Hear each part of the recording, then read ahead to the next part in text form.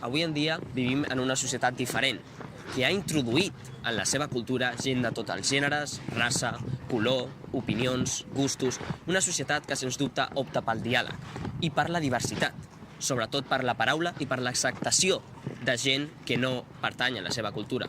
Però com vam arribar a aquesta utopia, a aquesta societat actual? Bé, doncs, vam arribar quan tot va començar justament aquí. En Mohamed va ser una persona de fora. En Mohamed va entrar a la seva carrera universitària, relacionada estrictament amb les matemàtiques. Un cop en Mohamed va sortir a la universitat, va treballar com a comptable a una multinacional. Com a tot bon oficinista, va haver de mantindre's en forma. Ja no tenia temps per anar al gimnàs.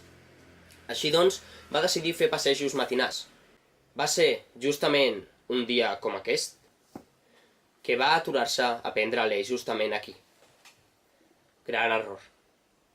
Un cop el Mohamed va parar, un gos va pixar a la seva cama. Automàticament la senyora del gos va anar corrents a demanar disculpes, però va anar tan ràpid que li va donar al Mohamed a la cama amb el seu paraigües. El Mohamed va caure automàticament al terra. No era una persona robusta, que diguem.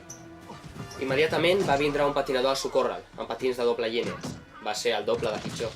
Va trencar tots els dits de la mà del Mohamed. En aquell moment una rialla col·lectiva va sorgir envoltant el Mohamed. Ara els hi pregunto, què haurien fet vostès?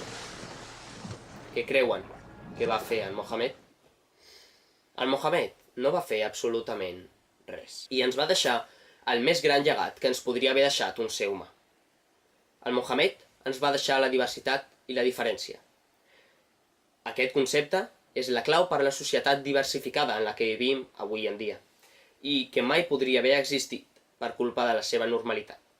En Mohamed va crear el concepte de normalitat, basant-se en una diferència en el seu temps.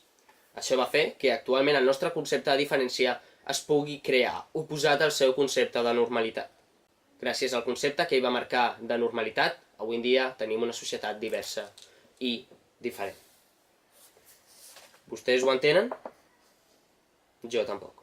El Mohamed ha sigut una personalitat ferma, que sens dubte mantenim en unanimitat la nostra opinió cap a ell. Quan va conèixer el Mohamed? Pues jo diria que el vaig conèixer un dia que baixàvem a l'ascensor. Sí, hauria de ser l'ascensor, perquè jo a escales no baixo. Quan es va adonar que ell era diferent? Pues em vaig adonar un dia que el tio portava una bossa de basura de color blau, quan tothom sap que les bosses de basura són liles. Com era per vostè ell? Era diferent, era alegre, amb una vida sexual molt activa.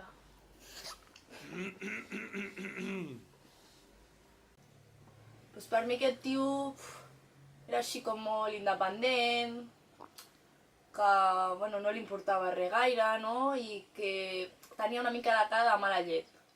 Així com si fes anys que no follés. Que jo tampoc sé si follava o no, Jo una veïna cotilla no sóc. Però jo diria que no follava gaire. Què creus que el feia diferent? Sempre que venia a la meva tenda em saludaven 2 petons i una abraçada. Coses que els altres no fan.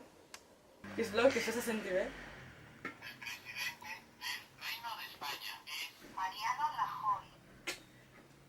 Un besito para Pedro Sánchez. Por favor, haz esto.